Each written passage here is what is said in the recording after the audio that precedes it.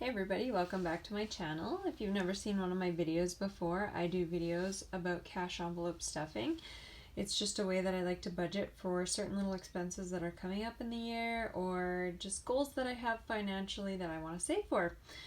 It's pretty straightforward. I just pick a certain amount of cash every week. I take it out of our bank account and I put it into our envelopes. When I spend the money, I put it back into our bank account and then either pay off the credit card I used to buy the item or just put it back into our checking account.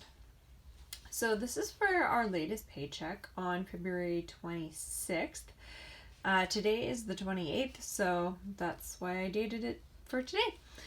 For my first envelope, I am saving up for an Apple Watch, and I've chosen to put $100 into this category. I sort of want to speed up saving for this because I want to start running in the springtime. I live in northern Canada, so it's a little cold and not super ideal for running, but I'm gonna predict that in the next 2 months it's gonna be ideal for running.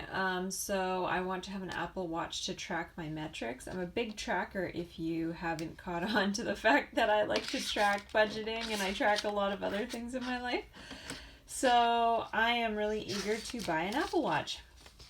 Still on the fence as to whether I want to buy the Sport Edition or if I just want to go the whole way and get the sort of newest, I think it's the Apple Watch 6. It looks really nice, but I'm also a little bit impatient. I just want one right away, so I'm going to add $100. This envelope already has $60 in it. Yep. So $160. I'm well on my way to becoming an owner of an Apple Watch.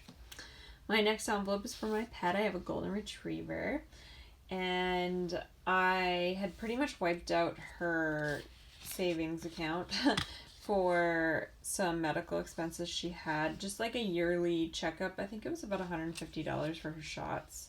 And just we go in every year to get the vet to look at her and make sure she's doing okay. So I'll put another $20 in this envelope to make $40. It doesn't seem like a lot, but it's better than nothing, is my attitude with saving. And so I'll talk about this a little bit later. Well, actually, no. Why don't I talk about it now? I went into the bank this week to talk to a financial planner. And, I don't think I'm saving enough right now at this point in my life. We're not doing too bad. And we have investments, me and my partner, and we were paying off our mortgage pretty aggressively. We paid off 6.5 years of our mortgage in 2.5 years, which, hot tip, if you have a mortgage, try and do the accelerated payments if you can. It really makes a difference, apparently. Plus we were adding just a little bit extra here and there to our mortgage. And when he was talking to us, I was like, oh yeah, I know we're not saving enough. And he's like, no, seriously, you guys are saving more than most 30-year-olds. I'm 31. Sorrel, my partner, is 29. And he was like, most people don't actually start saving until they're 38. And I was kind of shocked by that. I mean, it is what it is. People's lives, people just do what they have to do.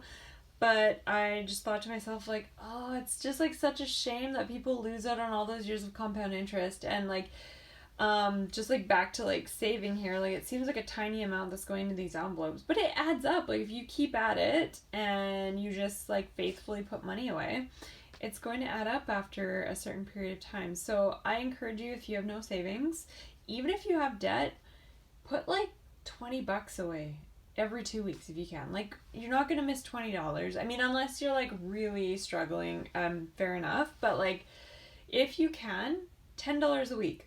And it really adds up after a while. Especially if you put it into a tax sheltered account and then you also invest it. So anyways, don't listen to me, but that was kind of what he was telling us too. So I'm not a financial expert. Don't take my advice, but if it were me and I wasn't saving, I would just start saving any which way you can. My next envelope is for hair appointments. Pretty straightforward. I cleaned this out 2 weeks ago for a hair appointment, so I'm going to put $20 into this envelope.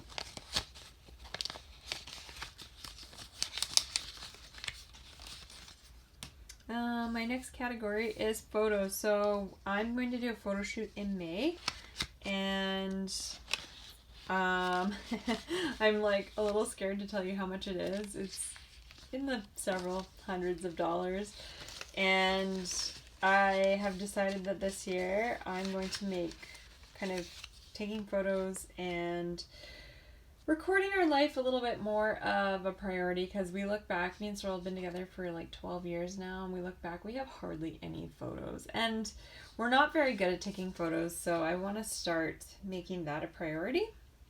And no, you don't have to have a many hundreds of dollars photo shoot to have lovely photos, but I just really want to do it this year. So next up, we are getting married this year, and yeah, $20, wow. It doesn't look like a lot, but I've already put a bunch of deposits down on like everything, on the food, on the hall rental. I bought my dress last weekend. We bought all of our rings already. So pretty much all we have to pay for is the rest of the hall rental, and we have to pay for the food. If there's like any interest, I could break down the cost of a wedding. I mean, it's going to be variable in every town and city and country and everything like that. And I'm in Northern Canada, so things are a little bit, I'm going to say they're cheaper than they are in the city. Like the hall rental was $450, which is just like, I think that's like unheard of in the city. The food, I got quoted for 50 people, is going to be around $3,500. It's like excellent food. There's an award-winning chef who's going to be doing our catering. That includes like appetizers, late night snacks, dinner, and our cake. So I'm like pretty happy with that. And yeah, I could just like break that down in another video. We're gonna start really ramping up this envelope here. I have to I'm gonna have some more meetings with the financial planner at the bank again, and we're gonna kind of go forward with a different strategy with our money. So I'm gonna wait to really ramp up a lot of our savings until I kind of have like a better idea of what our money is gonna look like in the future. I'm really excited though. I am so jazzed. Like, if you have a chance to meet with a financial planner through your bank or anywhere, like, this guy was super, like, no pressure. He just wanted to, like, talk about the best ways we can optimize our money. And he, like, did not actively try to sell us any bank products, which was amazing. Like, it was almost like a fiduciary. Like, he was so good. And, like a fiduciary, like somebody you would pay for so that they give you advice that benefits you. I was so impressed. So yeah, if you have any chance to like go to somebody who's smarter than you about money like I did, like that guy is just miles ahead of me, and I was so happy to have a sit down conversation with him. And even Sorrel, who like doesn't really care about money, like I do all the finances, I do the budgeting, I do everything, because I like doing it, and he's really not into it, and that's fine. I think as a couple you should play to your strengths. But like even he went to the meeting and he was excited about money. So if that says anything about this guy, then yeah, I really encourage you to go and meet up with somebody if you can. And the next category, Sorrel was like, leave my items out of this video, and I was like, no. So Sorrel wants a new pair of headphones, so I'm gonna add $20 to his envelope to have a total of $40. I'm actually not sure how much they're gonna cost, but I'm kind of in this like mindset lately of like the buy nice or buy twice thing, because in the last couple of years we've ended up buying things that are like half the price but like not exactly what we want, and they end up breaking or we don't like them. So I'm like, dude, if you want to get a pair of headphones that are like $200 or $300 and those are the exact ones you want, let's just save up for that. Like, instead of cheaping out, and like he's using these $50 ones that he just like hates and they don't charge and whatever. So I am encouraging him to just get the one he wants. And the last one is for this $50 textbook that I really want to buy. And I have $50 now, so I'm adding $10 to this envelope, and it's for my research work. It's a book that I've been wanting to get for a couple of years, but I just like could not justify spending $50 on a book for work, kind of. But it's always at the back of my mind, like, I really want that book. So I was like, you know what, $50, done. So perfect. I don't have to think about it anymore. This week, we're going to plan for a big dental bill this month. So in March, Sorrel's going to the dentist, so we are going to pay for a big dental bill. Unfortunately, the dentist that, like, the thing that he's going to get done is not covered under my medical, so we're just going to have to plan and save up for that. I'm going to ready myself for a busy month in March because I have picked up a ton of extra work, and I just have to be, like, mindful of myself and self-care. And isn't that just, like, the buzzword of the day? If you go on YouTube, it's all about self-care, but they're not wrong. So I think, like, a big part of this month is, like, me just going to have to, like, put myself to bed at 9 o'clock at night and, like, stop procrastinating bedtime. And then I talked about meeting with the bank's financial planner, and this week we're going to have some more meetings, so I will update you on what I learned from that. Anyways, sorry that I was so chatty. I had a lot to say, I guess.